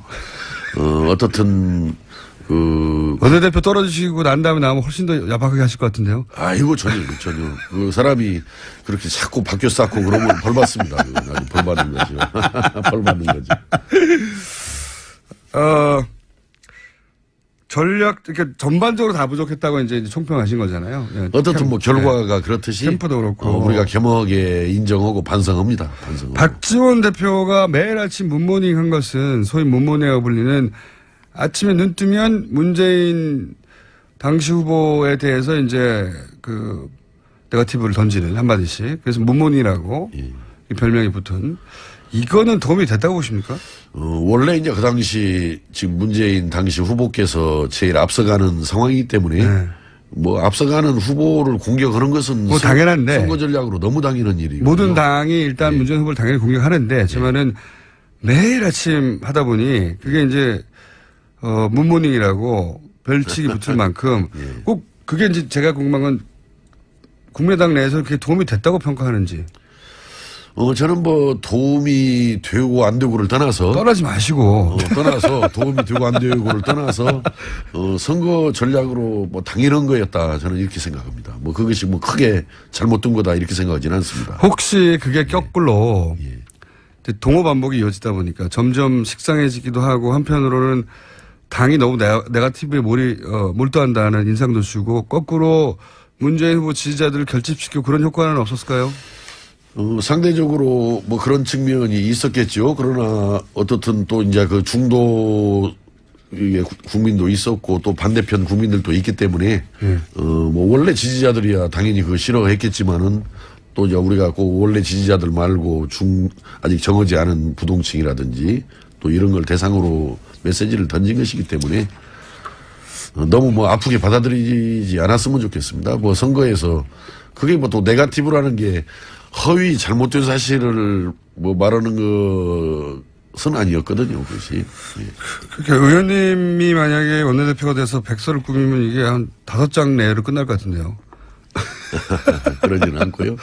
저희들 아마 팀을 이제 뭐 위원회라든지 팀을 만들어서 다 차분하게 하나하나 돌아다 봐야 됩니다, 지금. 당내 분위기는 어떻습니까? 마지막 질문. 굉장히 아쉬워하고 예. 또 스스로들 우리가 많이 노력이 좀 부족했구나라고. 당을 떠날 사람은 없을까요? 저는 뭐 현재까지 제가 대선 이후에 의원들 더군다나 원내대표 경선도 있어서 쭉 만나보고 있습니다만은 그런 분은 한 분도 없던데요, 현재까지. 의원님한테는 말 안 하는 거 아닐까요? 뭐 그러지는 않을 겁니다. 그런데 여기에서 대선에서 패배했다고 해서 당을 떠난다라는 것은 글쎄요, 예상하기 어려운. 보통 이제 규모가 작은 당들이 대선 이후에 뭐 당장은 아니더라도 이렇게 이합집산하는 게 이제 과거의 역사인데. 저희들은 그 대선 전에도 네. 우리가 설령 이번에 대선에 이겨도 내년 지선에서 꼭 승리한다는 보장은 없다. 또 설사 이번 대선에 진다고 해서 내년 지선에서 꼭 뭐 불리하다라는 법도 없다. 그렇기 때문에 이제 그런 생각을 가지고 선거에 임했기 때문에 이번 대선 과정이나 결과를 겸허하게 되돌아보고 반성하고 경각심을 가지고 노력을 해나가면은 내년도 지선을 위해서 정책 개발하고 또 전략 잘 수립하고 또 선거 구호도 잘 만들어서 나가면은 내년 지선 우리가 또 이길 수 있다 이렇게 생각하기 때문에. 근데 이제 우려되는 바는 이제 정권 초기에 보통 국정 지지율 굉장히 높고 그리고 언론도 허니문 기간이라고 이제 비판을 좀 자제하고 그러다 보면은 대통령의 임기가 이제 임기 초반에 굉장히 높은 편이지 않습니까? 그 지금도 이제 국정 지지율 조사하면 뭐 80% 이상 나오는데 뭐 다른 정권들도 그랬습니다, 다들. 그러니까 게다가 인수위도 없기 때문에 굉장히 힘이 막강한 상태에서 앞으로 1년이 지나가고 인기도 높은 상태를 유지할 텐데 그럼 호남에서 이제 대통령의 지지도가 높다 보니까 대통령의 소속 정당인 민주당의 지지도 높을 것이고 그럼 지방선거에서 굉장히 어려워질 수도 있고 그 이후에는 그럼 어떻게 될지 모르는 겁니까? 국민당이? 그렇습니다. 뭐 우리가 이번에 이렇게 졌기 때문에 내년 지선에서 유리하다라고 말하는 것은 너무 어거지 주장이고 꼭 그러나 이번에 졌기 때문에 내년 지선도 희망이 없다라고 볼 필요는 없다. 만약에 내년 지선 성과가 안 좋으면 그 다음에는 국민의당이 예를 들어서 빠져나갈 의원들이 많이 있을 수도 있죠. 저는 그러지 않다고 봅니다. 그 다음에는 총선이기 때문에 더 준비하고 더 노력해서 총선은 2년이나 더 남았습니다. 총선에서 또 막판 뒤집기를 또 해나가는 것이 정당을 하는 사람들의 알겠습니다. 합당한 태도. 원내대표 되시면 네. 되시길 저희는 기원하고요. 되시면 그때 나오셔서는 그때 이제 떠나서 말고 돌아와서로 해 주십시오. 오늘은 너무 많이 떠나셔서 저희가 이제 별칭 떠나서 유성엽 위원이라고. 이거 돌아온 유성엽으로 예, 하겠습니다. 돌아온 유성엽으로 알겠습니다. 그때 스튜디오 다시 모시겠습니다. 그때 한번 불러주십시오. 네, 예. 알겠습니다. 이때 지금까지 국민의당 유성엽 떠나서 의원이었습니다. 감사합니다. 감사합니다. 친절한 AS입니다. 네, 불친절한 AS라고 불리는 이유는 문자를 거의 안 읽습니다. 굉장히 몇 개만 읽는데 오늘은 제가 브리핑할 때 저는 청와대에서 연락이 오지 않는다. 다만 채식 사찰 비서관 혹은 채식 사찰 장관 또는 뭐 육식관장 수석 이런 거는 제가 관심이 있는데 나머지는 뭐 연락 와도 안 한다고 했더니 채식 사찰 장관으로 꼭 보내겠다고 그리고 육식장려 태식 탄압 정책을 수립해달라고 뉴스공장에 수립하겠습니다 앞으로. 그리고 이제 송영길 의원이 왜 러시아냐 했더니 인천시장 때 푸틴을 만났고 그때 푸틴이 가스관 등등 관심을 보여서 박근혜 대통령을 만나고 이 문제를 제기하려고 했으나 박근혜 대통령이 당시 무시했다. 뭐 이런 문자를 보내오신 분이 있네요. 얼핏 저도 기억이 납니다. 한번 다뤄보겠습니다. 그리고 이제 저희 방송 이제 해외에서 많이 들으시다 보니까 이런 문자들 참 많이 옵니다. 서울 교통 상황이 필요 없는데 계속 듣고 있어요. 뭐 캘리포니아 샌디에고 여행 중에 서울 교통 상황을 듣고 있습니다. 네. 네. 이런 분이 있네요. 폴란드로 오십시오. 폴란드 육식 선진국입니다. 아니 어떻게 육식 선진국인지 문자를 보내주셔야죠. 네. 폴란드가 왜 육식 선진국인지 그리고 육식 선진국 저 뉴스공장이 이제 외교를 해보려고 하니까 왜 육식 선진국인지 다른 국가들도 얼마나 육식이 앞서가고 있는지 문자를 좀 부탁드립니다. 네.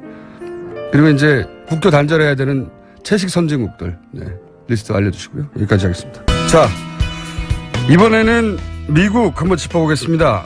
그렇잖아도 트럼프 대통령과 통화도 했다고 하고 그리고 조속한 시일 내 정상회담 하자고 해서 뭐 국가 간 정상회담 준비하는데 시간이 좀 걸리긴 합니다만 빠르면 6월에도 이루어질 것 같은 상황입니다. 해서 저희 미국 전문가죠. 담당 아산정책연구원의 김지훈 연구위원 나오셨습니다. 안녕하십니까. 안녕하세요. 안녕하십니까 박사님. 네. 6월 달에 이루어질까요? 이게 그러니까 G20 회의가 독일에 있어요. 이제 네. 이번 7월 7일부터 8일까지. 그러니까 그 전에 이제 만나려고 하는 게 아닌가. 그래서 이제 6월 얘기가 좀 나오는 것 같아요. 그렇군요. 왜 네. 6월이냐? 예. G20가 있으니 그 전에 만나려고 하는 걸 네, 것이다. 그래서 6월 얘기가 나온 것이다. 네, 그런 것 같아요. 그런 일정을 또 다 알아야지 이게 왜 이게 나오는지. 그러면 아무래도 이제 트럼프는 최근에 대선 결론나기 직전에 사드 얘기 많이 했잖아요. 돈 내라고. 그렇죠. 좀 결정적인 역할을 했죠. 문재인 네. 대통령 당선되는데. 그러니까요. 보통 이제 북풍이 불어주고 그다음에 이제 미국이 보수 정권에 우호적인 발언을 해주고 했으면 좋았을 텐데 트럼프 대통령은 그냥 미국의 이익을 추구했어요. 그냥. 그렇죠. 예. 그러다 보니 결과적으로 의도한 건 아니겠지만 문재인 대통령이 주장했던 재협상이라기보다는 이제 차기 정부로 넘겨야 한다고 하는 그런 주장이 좀 힘을 더 얻었죠. 우리만 그렇게 생각한 게 아니고 미국에서도 이제 그렇게 생각을 했어요. 그래서 미국 뭐 언론이라든지 뭐 또 이렇게 좀 도는 약간 미국식 찌라시 같은 게 있거든요. 그래서 그래요? 예, 거기서도 그거는 어디서 만듭니까? 그거는 이제 여러 기자들이 만나갖고서는 한 이야기를 요약해 놓는다든지 뭐 이런 게 있어요. 그런 게 있어요? 예, 근데 거기서 그 얘기가 나왔었어요. 트럼프가 문재인 뭐 대통령을 만들어냈다. 미국 기자들이? 예, 도장 찍었다. 뭐 이런 식의 얘기들. 그 얘기 하자마자 예. 미국 기자들 중에 우리나라 이제 정세나 미국과의 네. 관계에 관심이 많은 외신 기자들 예. 이 트럼프의 발언을 보고 저거는 문재인 후보한테 굉장히 유리한 그렇죠. 발언인데라고 그 사람들 뭐 우리도 다 그렇게 알죠. 해석했죠 그때. 우리도 그렇게 얘기를 했죠. 네. 근데 이제 미국 기자들도 그런 얘기를 네. 미국 지라시 통신에서 미국 지라시 통신에서. 그건 뭐 상식이 있다면 당연히 이렇게 판단할 정도의 그렇죠. 예. 굉장히 희한한 타이밍에 희한한 발언이었어요. 그런 거 굉장히 자주 해요. 트럼프 대통령이. 예. 그럼 돈 내라고 하겠죠? 그게 사실은 많은 사람들이 생각하기를 당장 내라고는 안 할 거다. 근데 네. 아마도 이제 내년에 방위 분담금 재협상이 들어가거든요. 네네, 그렇죠. 그때 일정 부분 좀 부담을 해줬으면 좋겠다 해서 약간은 덮어 씌워갖고 네. 그 원천징수형으로 해가서 가지 않겠나라는 얘기가 있었거든요. 네. 근데 저렇게 대놓고 먼저 얘기할 줄 몰랐어요. 그래갖고 외교가에서도 사실은 조금 놀랐어요. 이거는 대통령 레벨에서 안 하는 짓이잖아요, 원래. 그래서 그런 말 지금 안 하죠. 너 그거는 돈 내? 실무진- 이런 걸 누가 아유, 합니까? 그걸 누가 안 하죠. 그거는 보통은. 그런데 이렇게 먼저 이제 그 소위 먼저 사업가 시절에 네. 하던 대로 하는 거잖아요. 네. 유리한 협상에서 유리한 포지션을 취하기 위해서 그래서 세게 해놓고 판 네. 흔들어 놓고 그 다음에 이제 들어가고 뭐 이런 식으로. 반쯤 깎아주는 것처럼. 예. 네. 근데 이게 외교 관계라는 게 또 항상 이렇게 사업하는 것처럼 되는 건 아니기 때문에 그러면은 사실 신뢰라는 것도 굉장히 중요한데 자기 갖고 있는 신뢰나 정치적인 자산을 좀 많이 까먹게 되죠. 본인은 그런 건 생각 안 하는 것 같아요. 전혀 이렇게 네. 유념치 않은 것 같아요. 신뢰를 잃어도 돈을 얻으면 되는 사업가였기 때문에 네. 그리고 그걸로 성공했잖아요. 그렇죠. 자기 방식으로. 그리고 그 방식으로 대통령까지 됐다고 생각하기 때문에 이 패턴을 버릴 것 같지는 않고. 계속될 것 같아요. 예. 그래서 어쨌든 트럼프가 이렇게 나온 이상, 우리가 미국에 내야 하는 돈. 그 액수는 뭐 분담금의 형태로든 뭐로든 간에, 더 늘어나게끔 만들려고 이제 굉장히 노력을 하겠죠, 미국에서. 근데 그거는 사실은 트럼프가 아니라 클린턴이 대통령이 됐어도 마찬가지고 오바마 그렇죠. 대통령이 계속했어도 마찬가지고 돈을 더 내래. 더 내라고 하는 거는 뭐. 근데 이제 네. 그걸 어떻게 방어할 거냐의 그 부분이 문제인데. 이제 문제인 거죠. 예. 어떤 식으로 협상을 진행을 하고. 근데 뭐 모르겠어요, 저는. 근데 예전에 사실 미국 측에서의 문재인 대통령에 대한 반응은 뭐 솔직하게 말씀을 드리면은 막 환영하지는 않아요. 그렇겠죠. 예, 지금도 뭐 보수 정당이 지금 미국은 잡고 있고 또 노무현 대통령 시절에 이제 미국하고 사이가 그렇게 좋지는 않았어요. 그렇죠.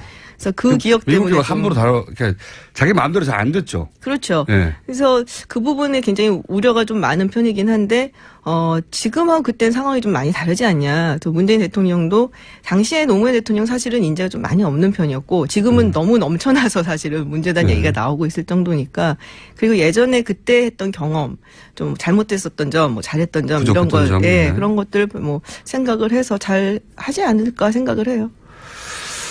미국 입장에서는 좀 다르게 껄끄러운 이제 네. 행정부가 탄생했다. 네. 예, 정부가 탄생했다고 보는 것이고, 거꾸로 보면 우리한테는 좋은 거죠. 그렇죠. 예, 우리한테는 좋은 건데. 근데 이제 트럼프는 그걸 넘어서서 미국의 정가나 미국의 기자들도 예상치 못하는 짓을 너무 많이 하니까 어떻게 나올지는 모르겠습니다. 뭐 여러 가지 뭐 있는데 근데 아까 제가 오면서 라디오 들으니까 여기 뭐 네. TBS가 탄핵 전문 채널이라고 말씀을 하시길래 잘 모르시는 분들이 많아서 알려드립니다. 예, 탄핵 저도 전문 몰랐어요. 오면서 오늘 알았어요. 저희도 몰랐는데 네. 문자로 알려주시더라고요. 아, 근데 퍼뜨릴 게 없어서 해피 바이러스도 아니고 탄핵 바이러스를 퍼뜨리고. 그런데 이 얘기를 하다 보면 이제 그 트럼프 대통령이 그러면 이런 것들을 강하게 추진하려면 네. 기본적으로 이제 본인이 탄탄한 지지를 국내에서도 받아야 되는데 연결해서 그렇죠. 생각해 보면 트럼프 대통령의 입지가 다른 누가 아니라 본인이 하는 발언이나 행위 때문에 계속 줄어들고 있잖아요, 입지가. 근데 지금 뭐 우리는 사실 대선 때문에 뭐 기쁘기도 하고 좀 아쉽기도 하고 정신이 없었는데 딱 그때 미국은 또 난리가 났었어요. 그 어떤 우리가 지금 상대해야 될 국가니까 어떤 난리가 났습니까? FBI 국장 제임스 콤이라고 있죠. 예. 뭐 한국에도 많이 알려져 있어요, 사실은. 굉장히 강성해. 예, 굉장히 강성이고. 하고 싶은 걸 다 하는 국장이죠. 그렇죠. 그리고 사실 지난 대선에 그 대선 바로 한 2주 전쯤인가 이제 힐러리 클린턴 이메일에 대해서 다시 재수사를 하겠다. 뭐 네. 이래갖고서 민주당 이쪽 저쪽 발표 봐주지 않아요. 이 사람 안 보면. 맞아요. 그냥 네. 조직을 위해서. 네. 그럼 아마 당시에 본인 생각으로는 이거를 알고 있는데 그냥 안 터뜨리면은 나중에 뭐 트럼프가 되면은 FBI 위협이 될 수도 있고 클린턴이 됐는데 공화당 측에서 알아낸다 그러면은 봐줘갖고 클린턴이 대통령이 됐다. 뭐 이런 식으로. 그러니까 아마 이제 자신이 속한 조직의 존치를 위해서 이제 그런 얘기를 터뜨렸는데 뭐 약간 오버해서 얘기하고 뭐 이런 부분이 좀 있었거든요. 그래서 이제 갑자기 느닷없이 이 코미 국장을 트럼프 대통령이 이제 해임을 했죠. 이게 미국에서는 엄청난 크게 엄청난 뉴스가 돼서 엄청난 뉴스였어요. 예. 안희정 지사가 뽀뽀하는 사진 바로 위에 월스트리트저널에 그 얘기 나와 잠깐 짚고 넘어가면 그게 그 이제 월스트리트저널에서 네. 미국 그 한국에서는 대통령이 사실 미국에서 그 관심을 가졌던 양대 선거가 한국 선거하고 프랑스 선거거든요. 예. 실제 유럽에서의 어떤 그 미래, 동아시아에서의 어떤 힘의 역학관계, 이 두 선거가 어떤 결과냐에 따라서 그렇죠. 중요한 선거였어요. 굉장히 중요한 선거였어요. 미국 네. 관점에서 보자면. 네. 중요한 선거여서 관심이 많았거든요, 실제. 커버리지도 많았고. 근데 사진을 그걸로 썼어요. 인상적이었나 봐요, 굉장히. 우리도 이상하게 생각했어요. 안희정 도지사한테 한번 물어보고. 왜 그 사진을 썼는지는 한번 여쭤보려고 그랬더니, 이제 특별히 다른 이유는 모르시고. 예. 잘 모르게 가장 인상적이었던 것 같아요. 제가 보기에도 인상적이었어요. 근데 어쨌든, 그러면서 그 사이에 미국에서 굉장히 중요한 뉴스로 계속 파급력을 가지고 탄핵될 수도 있다는 얘기가 처음으로 나온 뉴스가 이거잖아요. 그렇죠. 이 FBI 국장을 해임, 파면한다는 게 얼마나 큰 그 임팩트가 있는 겁니까? 그 나라에서. 그러니까 일단 이제 왜 해임을 했냐라는 문제인데, 이유는 그거예요. 힐러리 클린턴 이메일 건을 제대로 수사를 못했고, 그리고 좀 오버하게 이제 수사를 하는 바람에 약간 좀, 제대로 일을 못했다는 거죠, 한마디로. 그래서 그걸 얘기했는데 말이 안 되는 게, 그 덕에 사실은 트럼프가 대통령이 됐다고 생각하는 사람도 많거든요. 근데 사실은 이제 이 FBI 국장이 러시아 스캔들을 정말 집요하게 파고 있었어요. 그러니까 네. 트럼프 행정부 내 주요 인사들 네. 네, 다 날려버릴 수준으로 마이클 플린도 사실 날라간 날라갔죠. 거고 네. 그리고 굉장히 집요하게 파고 있었고 되게 재밌는 사실이 알고 봤더니 이 코미 국장이 이제 잘리기 이제 한 며칠 전에 그 얘기를 했대요. 아 지금 이거 러시아 게이트 수사를 해야 되는데 예산이 모자니까 예산 좀 더 달라고. 돈 더 달라고 더 수사하게. 그러니까 이거 한마디로 말하자면은 박영수 특검이 예산 모자라고 사람 부족하니까 더 달라고 황교안 총리한테 얘기를 한 거랑 비슷한 거예요, 그게. 그래서 이제 자른 거죠. 그래서 사람들이 이제 생각하기는 일을 제대로 그러니까 못 해갖고 자른 게 아니라 너무 잘해. 열심히 일해서 자른 거. 더군다나 대통령한테 치명적이 될 수 있는 사안을 그러니까 이제 이게 어떻게 되냐면 대통령이 자기를 수사하는 수사기관의 장을 자기를 그렇죠. 수사하기 때문에 잘라버린 거죠. 그렇죠. 이제 네. 우리는 그렇게 생각을 다 하고 있는데 물론 이제 본인이 내놓는 어떤 명생 이런 얘기는 그건 아닌데 그래서 이제 얼마나 심각한 거냐. 원래는 이제 FBI 국장이 10년 임기예요. 10년 해야 됩니까, 거기는? 네, 10년 임기예요. 그래서 대단하긴 2013년에 해요. 코미 국장이 취임을 했기 때문에 2023년까지는 보장이 되어 있는 건데 근데 물론 그렇다고 해서 대통령이 해임을 하지 말란 법은 없어요. 없죠. 네, 그래서 73년인가 이후로부터는 계속 이제 10년 임기를 해서 그걸 규정을 해놨는데 미국은 그 정권이 바뀌어도 대부분 그게 넘어가죠. 그냥 넘어가죠. 네. 한 번 해임을 한 적이 있어요. 임기 중에 이제 빌 클린턴 대통령 시절에. 네. 그리고 나중에 이제 빌 클린턴 대통령이 잘 해임한 걸 좀 약간 후회한다는 식으로 이렇게 약간 독박하는 이런 게 있었고, 그래서 웬만하면 FBI 수사권 독립이라든지 이런 걸 위해서 안 건드리거든요. 네. 그래서 굉장히 충격적이었죠, 이번에 해임건이. 그리고 코미 국장이 그 해임됐다는 사실을 알아낸 것도 되게 충격적이었어요. 어떤 방식으로 알았나요? 그러니까는 자기가 이제 FBI 직원들하고 무슨 세미나를 하고 그리고서 이야기를 막 하는데 뒤에 이제 TV들이 이렇게 있잖아요. 본인은 몰랐어요? 몰랐어요. 그래서 막 얘기하다가 코미 국장을 이렇게 얘기하고 직원들은 이제 코미 국장 바라보면서 이렇게 그 TV가 있으니까 이러고 보는데 해임됐다고 나오는 거예요. 그래서 야, 너 잘렸대. 그러니까 처음에는 그러다가 나중에 알고 봤더니 진짜로. 본인의 해임 소식을 뉴스를 통해서 네. 들었군요. 근데 제 생각에는 이제 트럼프 대통령이 망신 주려고 그런 건 아니고 네. 사실이 유출된 거예요. 그러니까는 정부의 그 사실이 언론 측에 그게 되게 많아요. 이번 정부요, 사실. 그러니까 약간 좀 문제가 된다 싶을 정도로 정보 유출이 너무 많아요. 이번 정부에서는 예. 특히나 그래서 충성도가 떨어지는 거죠. 그리고 충성도가 떨어지는 거죠. 그리고 트럼프 대통령이 코미 국장한테 너 해임한다라고 이제 쓴 편지까지 이렇게 사진 찍혀서 유출되고 이런 식이래 갖고 예. 핵심 인력 중에 예를 들어서 그 비즈니스 출신가들이 많다 보니 고액에 팔아먹는 거거나 언론에 아니면은 충성도가 떨어지거나 어쨌든 그래서 지금 탄핵 얘기가 진짜 나왔죠. 정치권에서 좀 얘기가 있는데 탄핵 바이러스를 좋아하시지만 제가 보기에는 지금은 아닌 것 같아요. 물론 지금은 아니겠죠. 지금은 근데 아니고. 탄핵 점수를 계속 쌓아오고 있지 그렇죠. 않습니까? 이게 점수 코인을 이렇게 조금씩 쌓아가고는 있는 상황이고, 근데 이게 정말로 그런 식으로 이어지려고 한다면은 뭔가 이렇게 스페셜 인베스티게이션이라든지 이런 게 특별 조사라든지 이런 게 들어가야 되거든요. 그리고 그거를 이제 들어가게 하려면은 정치권에서 굉장히 강하게 주장을 해줘야 되는데 일단 공화당 그 지도부에서 이 부분에 대해서는 생각을 하지 않고 있어요. 민주당에서는 민주당에서는 뭐 난리가 났죠. 주장하기 시작했잖아요. 예, 공화당의 몇몇 의원들도 사실은 이거는 굉장히 심각하다라고 하는데 지도부가 가만히 있어서 아직은 요원합니다. 근데 이제 그 배팅 사이트에서는 가능성 60% 상승이에요. 저도 없다고 생각은 안 해요. 네, 근데 이게 벌써 점수를 많이 쌓아왔다는 거죠. 네. 1년이 안 됐는데. 예, 그래서 지지율도 뭐 시리아 그때 폭격하고 나서 좀 반등세였었거든요. 근데 또 지금 30%대로 떨어졌다고. 아예 30%. 네. 1년 차에. 훌륭하네요. 아, 네, 등락이 아주 뭐. 그리고 지금 외신 기자들이 그러니까 문재인 대통령 당선 그 자체가 아니라 이 과정 전체. 네. 처음에 이제 최순실 게이트가 터져서 탄핵으로 가고 헌법재판소가 법의 테두리 내에서 결정하고 대선이 치러지고 그 대선 과정이 평화적으로 이루어져서 대통령이 새로 나오는 과정 전체에 대한 이야기들이 엄청 많더라고요. 그렇죠. 그러니까는 굉장히 성숙한 민주주의로 발전을 했다라고 생각을 하죠. 한국 같은 경우는 뭐 민주주의 국가라고 하더라도 신생 민주주의 국가로 여겨졌었거든요. 그 외신에서는 보통 이게 아직 미성숙하다는 네. 식의 표현이나 네. 그거 봐라 역시 아직은 안 되는구나라는 저는 그런 외신만 굉장히 오랫동안 접하다가 최근 뭐 몇 개월 사이에 이게 좀 어색해요. 한국을 봐라 뭐 자꾸 이게 네. 이제 과거에는 실제로 외신들이 안 그러는데 한 문장 가지고 따와가지고 막 우리끼리 과장하고 그랬는데 네. 지금은 기사 전체가 성숙한 민주주의 그러니까 서구가 한국을 보라는 얘기가 자꾸 등장하니까. 네. 이게 제가 오버하는 게 아니고요. 저 오버 싫어하거든요. 이런 거는. 특히 외신을 통해서 오버하는 건. 특히 그런 게 있었어요. 프랑스 같은 경우랑 이제 우리랑 비교를 했을 때 뭐 포퓰리즘 얘기를 하면서 프랑스의 르펜은 포퓰리즘일 수 있지만 예. 한국은 그게 아니다. 정말로 이게 민주적인 과정이었다라는 얘기들을 굉장히 많이 하더라고요. 프랑스에서도 이제 르펜을 지지하는, 네. 극우를 지지하는 그 데모 네. 많았었는데 거기는 포퓰리즘이면 한국은 민주주의가 성숙한 거다. 네. 이런 표현이 자꾸 외신에 그리고 제대로 된 민주주의를 보려면 한국을 봐라. 뭐 이런 얘기를 자꾸 하니까요. 이 사람들이 왜 이러나 싶기도 하고. 좋죠. 뭐.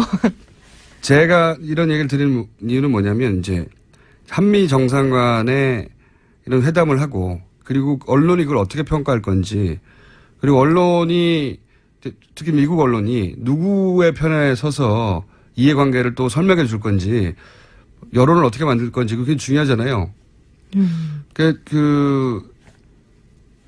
트럼프 대통령의 인기가 떨어지면 떨어질수록 그리고 언론들이 트럼프 대통령을 미국 언론들이 어떻게 판단하냐 할수록 우리가 유리한 입지에 있을 것 같아서 협상 국면이나 여러 가지 측면에서 글쎄 뭐 그렇다고 해서 미국 언론이 한국 편을 들어주지는 않을 거고요. 네. 오히려 트럼프 대통령이 세게 나올 수도 있죠. 자신이 이제 국내에서 조금 약간 인기가 떨어진다든지 좀 위기에 몰리면 뭐 대부분의 지도자들은 다 그래요. 이게 대표적인 케이스가 아베 총리. 그렇죠. 예. 그래서 이제 상대 국가를 더 때릴 수도 있다. 예, 더 때릴 수도 있고 그래갖고 이제 지지자들한테 좀 어필을 하려면은 내부의 결속을 다지기 위해서 그렇죠. 내가 해외를 이만큼 때리는. 얻어냈다. 뭐 이런 식으로 그렇게 나올 수도 안 있는 좋네요. 거고요. 탄핵시키지 말아야 되겠네. 그래봤자 펜스예요. 자, 정상회담을 하면서 북미 간 얘기도 나오는데 이것도 진행되는 걸로 알고 계세요? 네, 그거는 뭐 물밑간에 항상 뭐 진행이 뭐 되고 있는데 아마도 김정은 예. 국방위원장에 대해서 굉장히 칭찬했잖아요. 갑자기. 실수죠. 그건 정말 치명적인 실수예요. 정말 실수예요? 예, 본인이 그렇게 생각을 하더라도 그렇게 얘기를 하면 안 돼요. 우리가 60년이 넘은 동맹국인데 어쨌든 한국은 지금 북한하고는 적국인 상태잖아요. 뭐 네. 정쟁이 멈추진 않은 상태이기 때문에 근데 그 적국에 김정은 그 국방위원장을 두고서는 만나면 영광이겠다는 이런 얘기는 하면 안 돼요. 우리나라는 이 대선 기간에서 너무 민감해서 이 뉴스가 크게 다뤄지진 않았는데 예.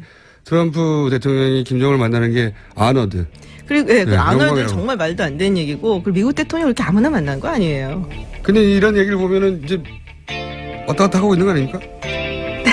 시간이 다 됐네요. 네. 요 얘기 또 저희 연속해서 짚어보겠습니다.